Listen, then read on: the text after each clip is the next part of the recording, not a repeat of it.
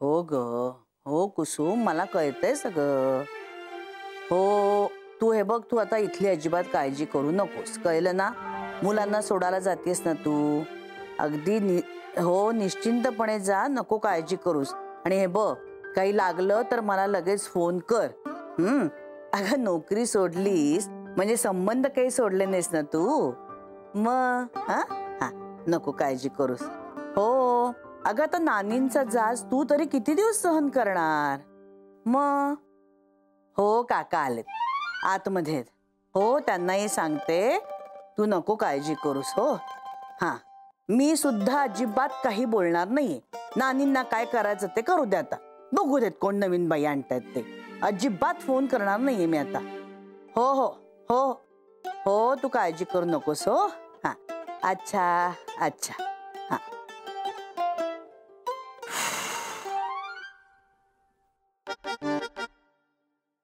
इतका वेळ काय करतायत हे आत?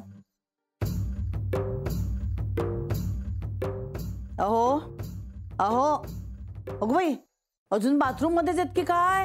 अहो, पोटबीट बिघडले की काय तुमचं? आणि माझी साडी द्या बघू आधी मला परत. माझ्या बाबाने दिलेली साडी आहे ती. अहो काय बघतेस काय डोळे फाड फाडून? अहो काय वाटतोय की नाही मी अण्णा? हुबेहूब. आता या मिशीनं आयत्या वेळी दगा दिला नाही मी मिळवली. आयत्या वेळी म्हणजे? नानी समोर.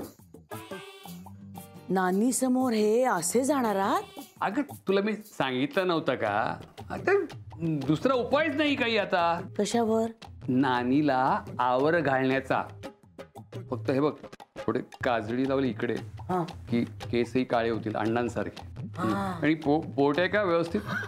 व्यवस्थित. हा, कारण गेल्या वेळा तिला संशय आला होता यावरून. काय? पोट कुठे गेला असं म्हणाली होती. आणि मी गडबडलो होतो. आणि मी गडबडलो नाही एकदा की कॉन्फिडन्सच जातो. पण तुम्हाला वाटतं का ह्या सगळ्याचा काही उपयोग होईल असं? नानीला वठणीवर आणणार आहे मी आणि कुसुमला परत आणणार आहे. वाटतं तितकं सोपं नाहीये बरं. नाहीच आहे सोपं. म्हणून मालू, मला तुझी मदत लागणार आहे. म्हणजे? हो, मी तू माहोल तयार कर. कसला? अण्णांच्या आठवणीचा. प्लीज प्लीज, आता मागे हटू नको. हे आपल्याला करायलाच पाहिजे, त्याशिवाय गत्यंतरच नाही. किती बायका बदलायच्या सारख्या घरात काम करणाऱ्या. हो, तेही आहेच म्हणा. हो,